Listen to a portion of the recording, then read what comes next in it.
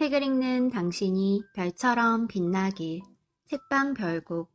안녕하세요, 책별님들. 오늘 여러분들께 읽어드릴 책은 대한민국 최고 투자자, 주식농부의 주식투자 절대 원칙입니다. 저자 박영옥, 출판사 센시오. 그럼 시작할게요. 늦었다고 초조해야 할 필요가 전혀 없다. 내 주식 투자 방법을 접하는 이들 중에는 두 가지 부류가 있다.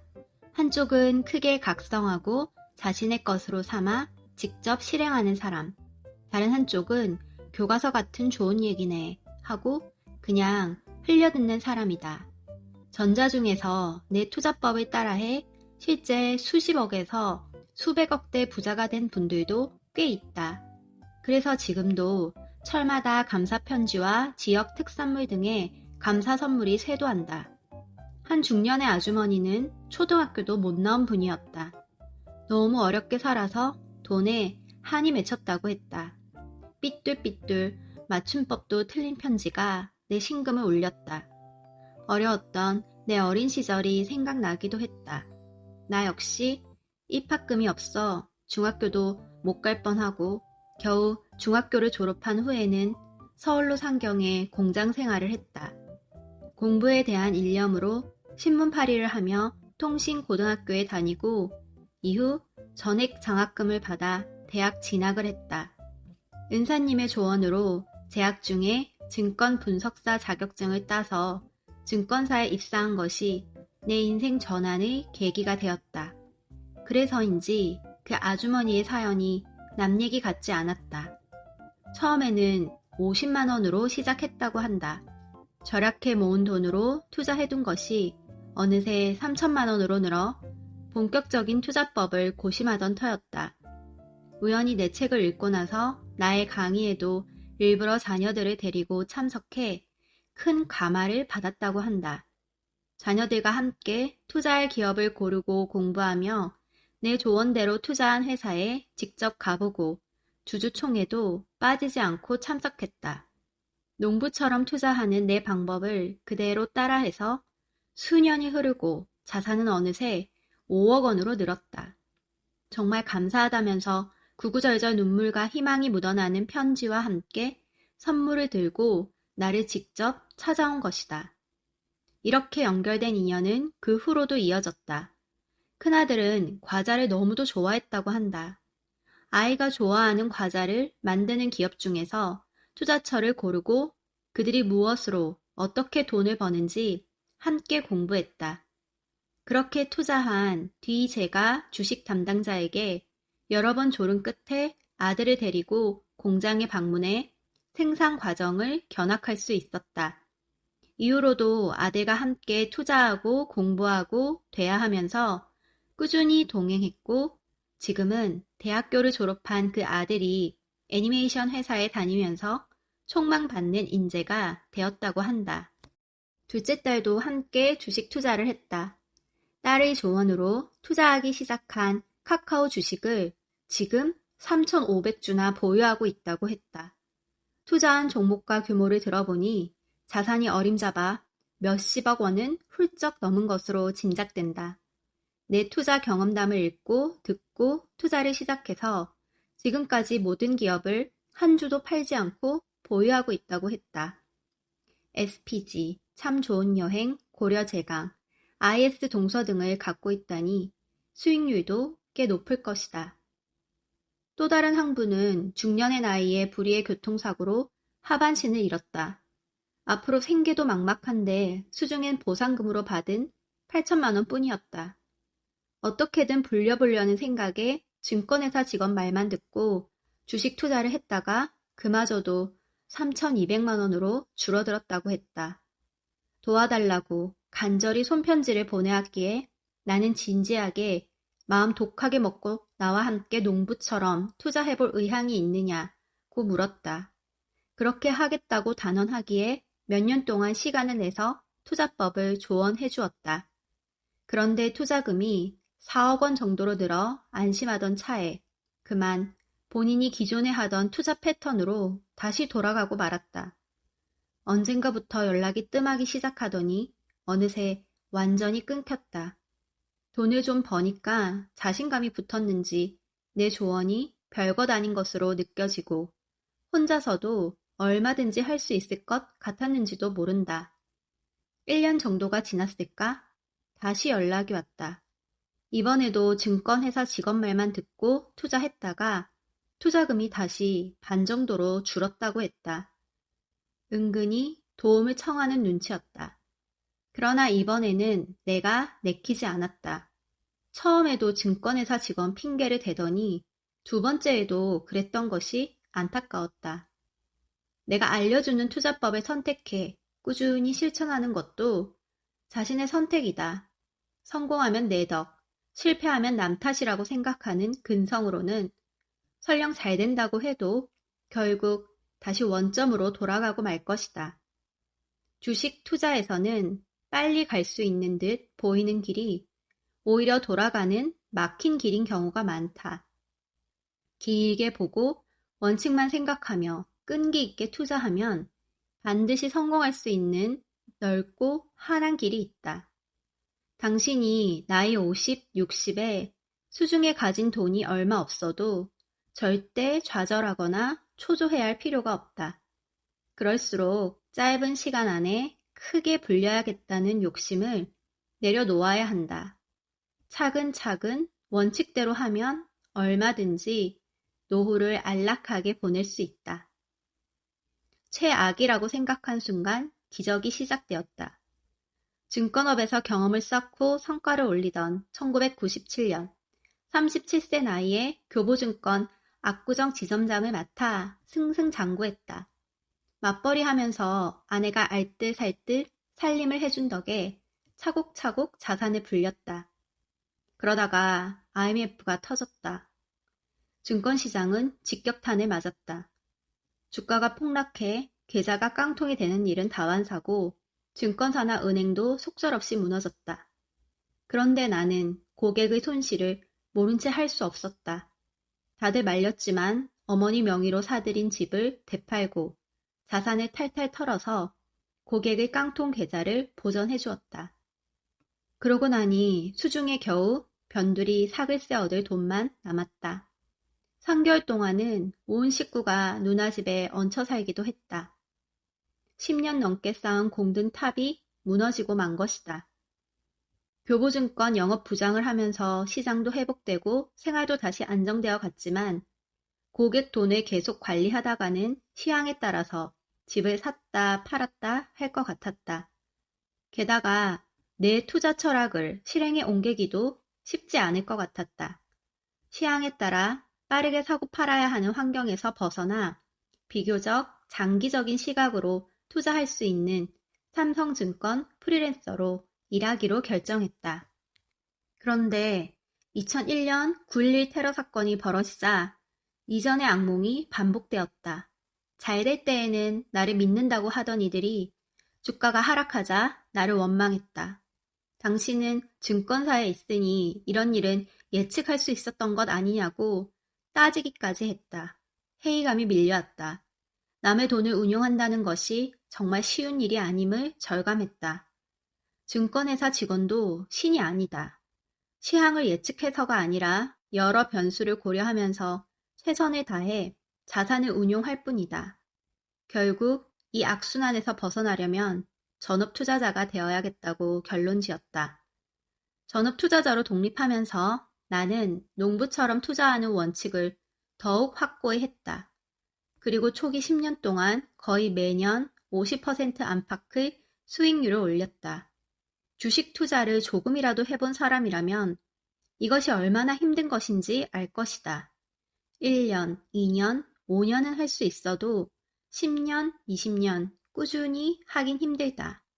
이 역시도 내 방법이 옳다는 증거라고 생각한다. 아직도 많은 이들이 주식 투자를 경계하고 심지어 금기시한다. 그러면서도 주식 투자로 돈을 번 사람을 부러워한다.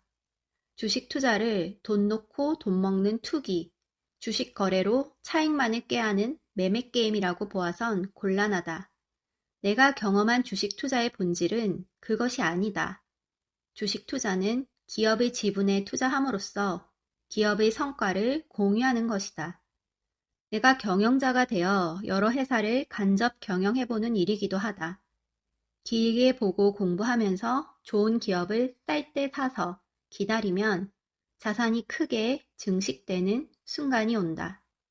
모두가 공포에 사로잡힐 때야말로 싸게 살 수 있는 절호의 타이밍이다. 탐욕을 잘 다스리면 적정 수익을 거둘 수 있고 그것을 다시 투자하면 차근차근 자산을 불릴 수 있다. 주식 투자의 절대 원칙, 나의 투자 10계명. 최근에 나의 30여 년에 걸친 주식 투자의 정수를 담아 투자 10계명을 완성했다. 인간이 따라야 할 기독교의 10가지 신성한 율법인 10계명은 하나하나 간결하면서 매우 당연한 진리를 담고 있다. 내가 정한 주식 투자 10계명도 적어놓고 보니 매우 단순하고 소박하다. 하지만 투자를 해본 사람이라면 여기 담긴 의미를 잘 알 것이다. 욕망에 사로잡혀 단기 수익을 노리고 덤비면 필패하는 것이 주식 투자의 세계다. 주식 투자는 여러 면에서 인생을 닮았다. 동전의 양면처럼 아이러니하기에 아름답다. 쉬우면서도 어렵고 도전적이지만 흥미진진하고 고되지만 보람있다. 그러니 주식 투자를 멀리 한다는 것은 적극적으로 삶을 살기를 포기하는 것과 같다. 게다가 주식 투자는 평범한 서민이 부자가 될 수 있는 가장 효과적인 방편 중 하나다. 자본시장이 성숙해질수록 기업의 성과를 공유하는 주식 투자는 더욱 보편적인 자산 증식의 도구로 자리 잡을 것이다. 주식 투자를 잘하려면 원칙을 제대로 세워야 한다. 얄팍한 지식이 아니라 원칙이 제일 중요하다. 나의 주식 투자 10계명이 부디 독자 여러분의 투자 인생에서 하나의 길자리가 될 수 있기를 간절히 바라는 마음이다. 주식 농부의 투자 10계명 1. 투자자의 시선을 가져라. 2. 부하 내동하지 마라. 3. 아는 범위에서 투자하라. 4. 투자의 대상은 기업이다. 5. 주주는 기업의 주인이다. 6. 투자한 기업과 동행하며 소통하라. 7. 기업의 성장 주기에 투자하라. 8. 주식 투자는 농사다. 9. 투자 기회는 항상 있다. 10. 올바른 마음으로 크게 생각하라. 금융 문맹은 앞으로 현대인으로서 생존을 불가능하게 만들기 때문에 그 어떤 문맹보다 가장 무서운 문맹이다. 앨런 그린스펀. 페이지 72. 기업은 살아있는 생물과 같아서 변화하는 환경에 따라 진화하지 못하면 퇴화되고 만다. 그러므로 나는 사두고 무작정 묵혀두는 장기 투자를 권하지 않는다. 동행하는 동안 내가 설정한 가치까지 주가가 올라오면 그것으로 충분하다. 내가 설정한 판단 기준과 원칙에서 벗어난 수익은 나의 것이 아니다. 내가 아직 공부하지 않은 기업의 주가가 올라가는 것도 나의 몫이 아니다. 이렇게 생각하면 쓸데없이 감정을 소모하는 일은 없을 것이다. 이는 그 다음번 투자에도 분명 긍정적인 영향을 주게 되어 있다. 페이지 164. 내가 투자했던 기업 중에 폐기물 처리 업체인 코엔텍이 있다. 2015년 무렵에 투자를 시작했는데 당시 주가가 2,000원에서 3,000원대 수준이었다. 울산에 기반을 둔 이 기업은 울산 산업단지 내 여러 회사들이 자사에서 나오는 폐기물을 처리하기 위해 출자해 만든 것이다.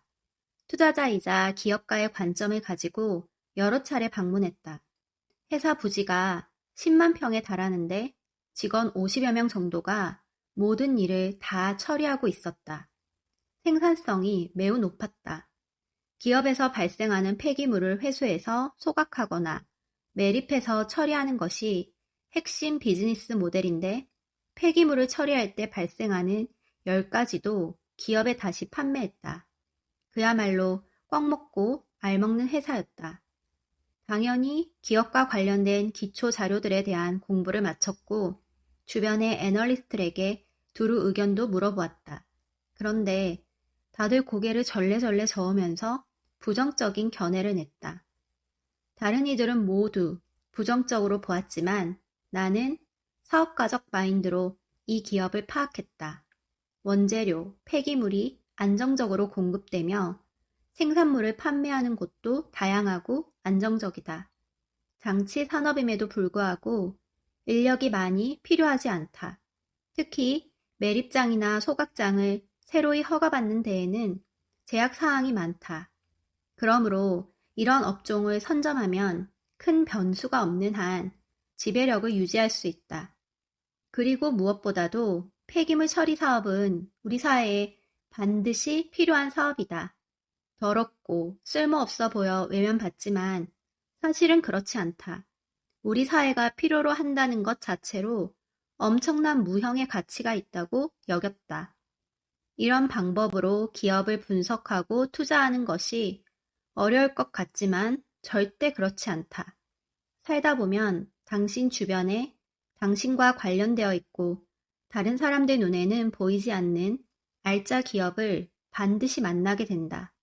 대수롭지 않아 보이고 다들 지루하고 재미없다고 평하는 기업일 수도 있다. 그러나 안정적으로 수익을 내고 배당을 주는 곳이라면 어느 시점에는 반드시 주가가 2배에서 3배씩 오른다. 관심을 갖고 주시하면서 내가 기업가라면 한번 해보고 싶은 사업인가? 혹은 내가 기업가라면 인수하고 싶은 기업인가? 하는 기준을 가지고 판단해보라. 그렇게 하면 다른 이들은 보지 못하는 기회를 얼마든지 포착할 수 있다. 페이지 187. IPO 기업에 투자하고 싶다면 상장 이후 3년에서 4년 정도 지켜보면서 경쟁력이 있는지 제대로 확인한 다음에 투자하라고 조언하고 싶다. 더군다나 공모주 청약은 개인 투자자가 들이는 품에 비해 얻는 성과가 너무 적다. 차라리 이미 상장된 기업을 공부하는데 발품을 팔고 에너지를 들이는 편이 훨씬 더 효율적이다. 주식 투자는 확실히 흐름과 유행을 탄다. 2020년부터 시작된 BBIG, 바이오, 배터리, 인터넷, 게임, 주도주 열풍으로 몇 배씩 성장한 기업이 여럿이다. 그런데 나는 그런 기업에 많이 투자하고 있지 않다. 내가 투자한 기업들은 전통 산업에서 업력이 있는 회사가 대부분이다. 나는 배당을 중요하게 생각하기 때문에 주가가 많이 오른다고 해도 소위 성장주에는 여간해서 투자하지 못한다. 대신 각자의 영역에서 없으면 불편한 그런 기업에 주목해왔다. 외연히 하려 하진 않지만 우리 삶이 지속되는 한 이들 기업은 자기 분야에서 꾸준히 이익을 내기 때문이다. 페이지 201. 시장이 과열됐을 때는 현금을 확보하라는 말도 나는 별로 신봉하지 않는다. 주식 시장을 관찰하다가 지수가 오르면 주식을 팔아 수익 실현을 하라. 그 다음 시장을 관망하다가 다시 지수가 떨어지면 저가 매수에 기회를 노려라. 이런 조언도 많이 듣게 된다. 그런데 과연 어디가 고점이고 어디가 저점일까? 말이 좋아 타이밍이지 실제로는 맞히는 게 불가능하다. 나는 그런 식으로 시장에 들어갔다 나왔다 하지 않는다. 시장의 등락에 관계없이 내가 공부한 기업의 사이클만 신경 쓰기 때문이다. 지수가 올라도 투자하려는 기업의 주가가 내려가 적절한 매수의 시기가 온다. 반면 지수가 떨어져도 내가 투자했던 기업이 충분히 성장해서 한 사이클을 마감하고 매도할 시기가 온다. 이렇듯 내가 매수하고 매도하는 타이밍은 오로지 내가 투자하는 기업의 성장 사이클과 연동된다. 나머지 시장의 흐름이나 경기는 별로 개의치 않는다. 그래서 어떤 때에는 지금 코스피 지수나 코스닥 지수가 얼마인지조차 모를 때도 있다. 시장이 나쁘다고 하는데 내 포트폴리오에 있는 기업들의 주가가 상승할 때도 많다. 주가 지수의 흐름과 관계없이 기업만 보고 투자하기 때문이다. 페이지 213. 갑작스럽게 돈이 필요해서 매도를 해야 할 때도 있다. 그렇다면 포트폴리오 중에서 어떤 것을 매도해야 할까? 수익이 나는 쪽을 매도할까? 손실이 난 쪽을 매도할까? 많은 초보 투자자들이 수익이 난 종목을 먼저 매도한다. 손실이 난 종목을 파는 것보다 낫다고 생각한다. 하지만 대개 이러한 선택은 마치 가게에 여러 물건을 진열했는데 잘 팔리는 제품들은 금방 진열대에서 없애버리고 안 팔리는 물건만 놔두는 것과 같다. 수익 여부만을 매도의 판단 기준으로 삼아선 안 된다. 그렇게 하면 시간이 지나 언젠간 오르겠지 하는 막연한 기대감만 갖게 된다. 늘 기업이 그 기준이 되어야 하며 어느 기업이 나에게 기다릴 만한 확신을 주는가에 집중해 결정해야 한다. 여기까지 제 오디오북 잘 들으셨나요? 오디오북이 도움이 되셨다면 구독, 좋아요, 알림 설정 부탁드립니다. 그럼 다음 영상으로 만나요. 들어주셔서 정말 감사합니다.